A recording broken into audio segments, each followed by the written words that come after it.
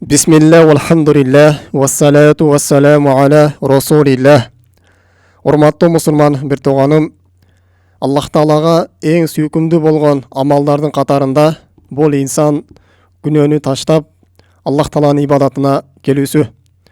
Бул дүйнөдө кандай бир күнөө иш аткарып жүргөн болсо, мына ошол күнөөсүн Аллах үчүн аны таштап, Аллахтын динине моюн сунуп, Аллахтын шариятына багынып, Аллах Таалага ибадат кылуу үчүн келе турган болсо, Аллах Таала бул пендесини жакшы көрөт. Аллах Таала бул пендесин кылган күнөөлөрүн кечирет. Аллах Таала пендесинин бул тообасынан сүйүнөт.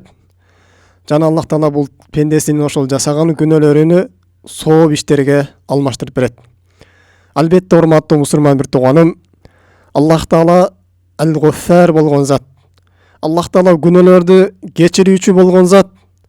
Аллах Таала күнөөлөрдү кечиргенден кийин мына ошол пендени мурда күнөө жасабай жүргөндө Аллах Таалага кандай сүйкүмдүү болгон болсо, тооба кылгандан кийин бул андан дагы өтүп, Аллах Таалага сүйкүмдүү пенделердин катарына кошулуп калат. Аллах Таала Кур'ан-ы Каримде бул нерсени баяндап, «Инналлаха юхиббут тауабин».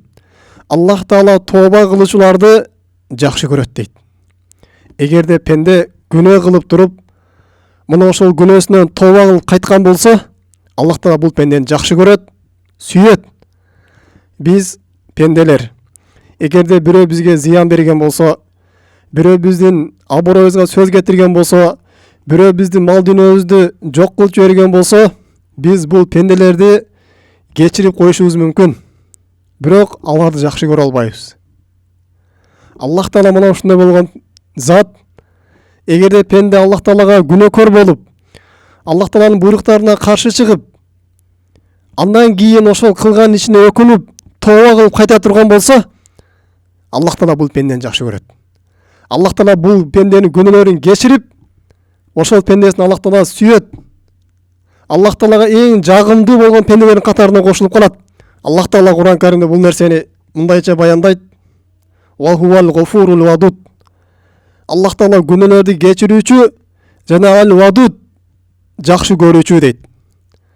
Пендесинин күнөөсүн кечиргенден кийин Аллах Таала бул пендесинин өзүнүн сүйүүсүн коет. Аллах Таала бул пендесинин өзүнүн махаббатын коет. Аллах Таалага эң сүйкүмдүү болгон пенделердин катарына кошулуп калат.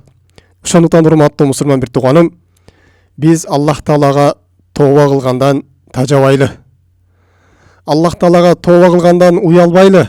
Биздин күнөөбүз канчалык чоң болгон болсо дагы, бирок Аллах Тааланын мээрими, Аллах Тааланын кечирими андан дагы кенен. Биз бул тооба кылуудан коркпойлу. Менин кылган тообама кечирим барбы жокпу деп ойлонбойлу. Анткени Аллах Таала инни лагуффарун, мен кечирүүчү болгон затмын дейт. Пенде кандай күнөө жасабасын, чоң күнөө болсун, кичине күнөө болсун, кандай ката кемчилик кылбасын, бирок тооба кылып кайта турган болсо, инни лагуффарун, мен анын күнөөлөрүн кечиремин дейт Аллах Таала. Пайгамбар саллаллаху алейхи ва саллям айтат: "Лиллахи ашадду фархан би таубати абдиhi хина ятуб илейхи".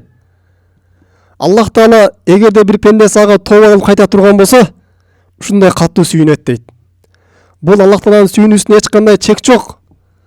Пенделердин сүйүнүүсүндө, пенделердин башына бир жыргалчылык келгенде, бир жеңишке жете турган болсо, пенде сүйүнүшү мүмкүн, бирок муну сүйүнүшү чектелүү гана. Ал эми Аллах Тааланын сүйүнүүсү лайса камислиги шай, эч нерсе окшобойт, эч нерсе тең боло албайт. Мына ушундай катуу Аллах Таала пендесинин тообасына сүйүнөт. Урматтуу мусулман бир тууганым, биз күнөө жасагандан кийин күнөөдөн тооба кылып кайтуудан уялбайлы. Мен тооба кылып кайткандан кийин андай кийин ишим кандай болот деп коркпойлу. Күнөө жасагандан корколу биз.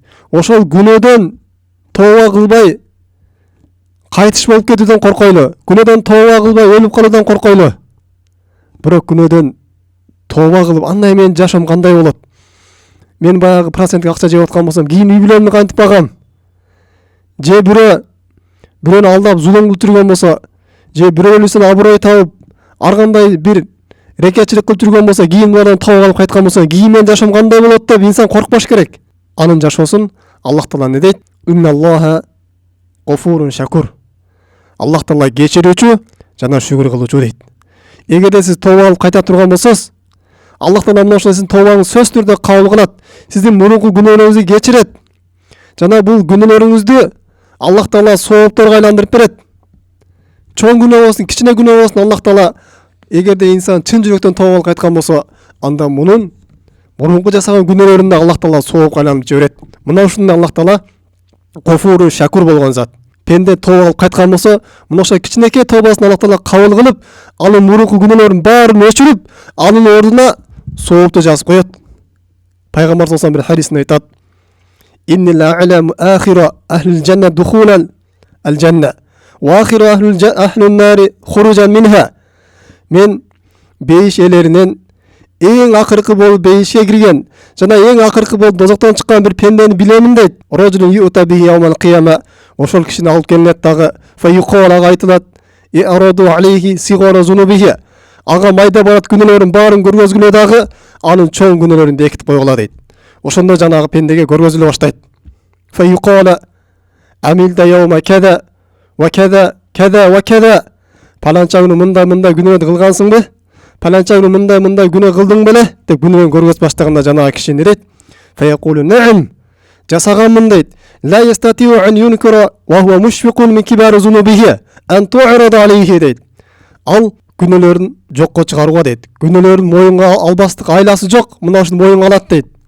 Кичинекей күнөөлөрүн көрүп эле эми чоң күнөөлөрүн көрсөтүлсө кандай болот экен деп ушинтип коркуп турган кезинде файюқалу лаху ага айтылат: "Фаинна лака макана куллу саййатин хасанат." Мына ушул жасаган майда барат күнөөлөрүнүн баарын ордуна сага сооптор жазып беребиз дейт. Соопторго алмаштырып беребиз дейт. Ошондо жанагы пенде: "Робби, кад амилту ашьяа ла араха хуна." Роб, мен мындан дагы чоң күнөөлөр жасаган болчумун, бирок бул жерде көрбөй атам, Роб дейт. Жанагы майда барат күнөөлөрүн соопко алмаштырып берип койгон кезде пенде өзүнүн чоң күнөөлөрүн дагы не дейт? Издей баштайт дейт. Роб, мен чоң күнөөлөрүм бар эле, ошолорду алмаштырып бербейсиңби соопторго деп ушуну издей баштайт дейт. Ушуну сахаба айтат: "Лакад раайт Расулуллах саллаллаху алейхи ва саллям духика хатта бадат наважиза." Пайгамбар мына ушул хадисти айтып берип, өзүнүн агзуу тиштери көрүнгөнчө Пайгамбар саллаллаху жылмайды дейт да. Мына ушундай урматтуу мусулман бир тууганым, эгерде пенде тооба кылып кайта турган болсо, Аллах Таала кечирүүчү Гофур, Аш-Шакур, шүгүр кылуучу болгон зат. Анын күнөөлөрүн кечирип, анын ордуна соопторго алмаштырып берет. Жана Аллах Таала Ал-Гофурур Рахим, күнөөлөрдү кечирип, бул пендесин Аллах Таала райым кылат, өзүнүн райымына киргизет. Биз пенделер бирөө бизге ката кетирип койгон болсо, анын күнөөсүн кечиришибиз мүмкүн, бирок ага райым кыла албашыбыз мүмкүн. Же анын жакшы көрө албашыбыз мүмкүн. Же бирөөгө райым кылышыбыз мүмкүн, бирок аны жакшы көрө албашыбыз мүмкүн. Аллах Таала мына ушундай пенденин күнөөлөрүн кечирет дагы, кийин пендесине мейримдүү болот, кийин ошол пендесин жакшы көрөт. Мына ошол пендесин эң сүйүктүү пенделердин катарына кошуп коет. Ошондуктан урматтуу мусулман бир тууганым, Аллах Таала түндөсү күтөт. Күндүзү күнөө кылгандар тооба кылып кайтабы экен деп. Аллах Таала күндүзү күтөт. Түндөсү күнөө кылгандар тооба кылып кайтабы экен деп, хатта татлу шамсу мин магрибиха. Күн батыштан чыгып калганга чейин Аллах Таала мына ушинтип ар бир пенденин күн сайын, саат сайын, секунд сайын алардын тооба кылышын Аллах Таала мына ушундай күтүп турат. Эгерде пенде тооба кыла турган болсо, Аллах Тааланын тообасынан өтө катуу сүйүнөт. Аллах Таала ошол пендесин жакшы көрүп калат. Аллах Таала мына ошол пендесине өзүнүн жакшылыктарын, өзүнүн бейишин, өзүнүн соопторун, өзүнүн сыйлыктарын берет. Мына ошондон урматтуу мусулман бир тууганым, биз тообого шашышыбыз керек. Күнөө кылганын артынан заматта тооба кылыштык бул важип, парыз болуп эсептелинет. Күнөө кылып туруп ошол жерде заматта тооба кылбаштык бул өзү күнөө. Тообаны кечиктирип жүрүштүк бул өзү күнөө болуп калат.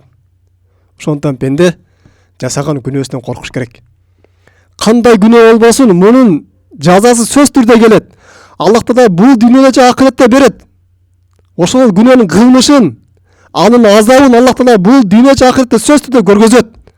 Эгерде эле пенде тооба кылып кайтпай турган болсо, эгер тооба кылып кайта турган болсо, Аллах Таала бул күнөөлөрүн баарын бүт тамырынан аны өчүрүп, анын таасирин жок кылат. Эгерде пенде тооба кылып кайтпай турган болсо, бул күнөө кыпынчалык күнөө болгон болсо дагы инсан сөз түрдө мына ошонун азабын көрөт. Бул дүйнө же акыретте мына ошонун азабына душар болот.